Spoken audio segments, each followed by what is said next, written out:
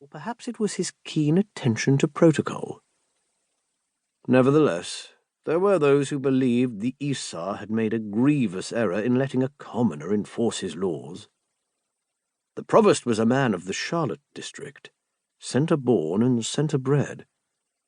The people liked him because he didn't put on airs, and everyone else liked him because he minded his own business, with the exception, of course, of those rare occasions when the noblesse went out of their way to do something exceedingly imprudent or alarming, and then his intervention was required. There was a bowl carved from black stone on the nightstand, in anticipation of the possibility that the wealthy patrons of Our Lady might need a place to put their cufflinks or jewellery. I myself had adopted it as an ashtray, a purpose for which I felt it was peculiarly suited. "You'd better get dressed," the provost continued, removing a round gold watch from his pocket. "There's a ruling to be had." So soon? I didn't know myself whether the surprise in my voice was feigned or genuine. I decided on the third option, which was trousers, and got out of bed. Dmitri, I must say the efficiency of this nation in condemning a man is simply astounding. The provost continued to examine his pocket watch with somewhat forced interest. "Your duties within the Bastia will be assumed by another in accordance with the sentencing." Sentencing? I caught a glimpse of myself again in the mirror.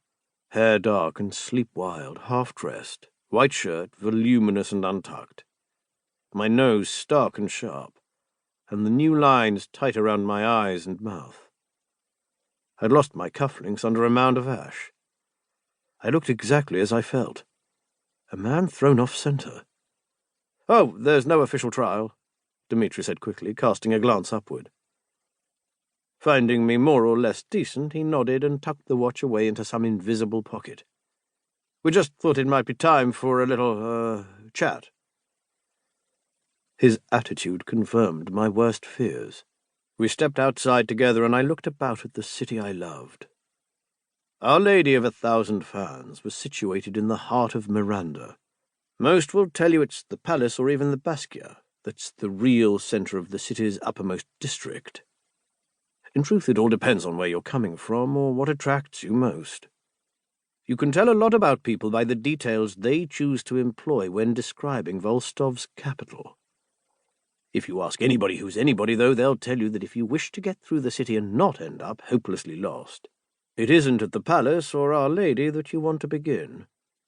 Leaving from the Bastia is actually easiest, taking the Whitstone Road, which leads in a counterclockwise direction through Versity Stretch, past the Rue de Saint-Défense and its countless milliners, elaborate hats being very much in fashion this season, the sort with lace veils, wide brims and feathers, along with all the other shops.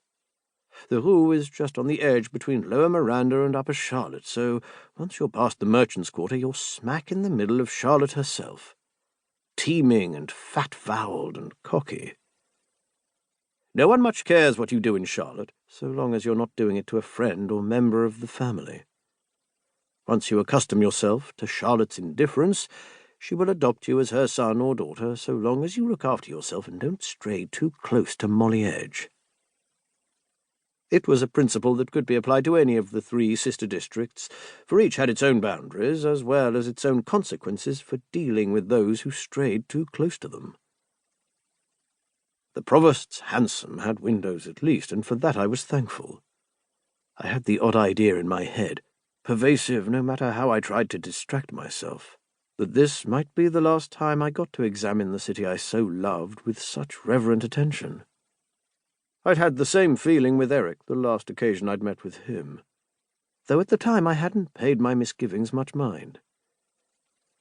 In the end, I didn't blame Eric. Volstov was accepting of such dalliances, while Arlemagne took the opposite approach. And Eric was an Arlemagne prince. He was under edict, and he did no credit to his royal family nor to the time-honoured tradition of diplomacy for which Arlemagne was famous. On top of all that, we hadn't exactly been careful, a fact for which I blamed myself, making eyes at one another in broad daylight, in the streets, in the middle of the Bastia. My only surprise was that no one had noticed us sooner. If I were being ruthless...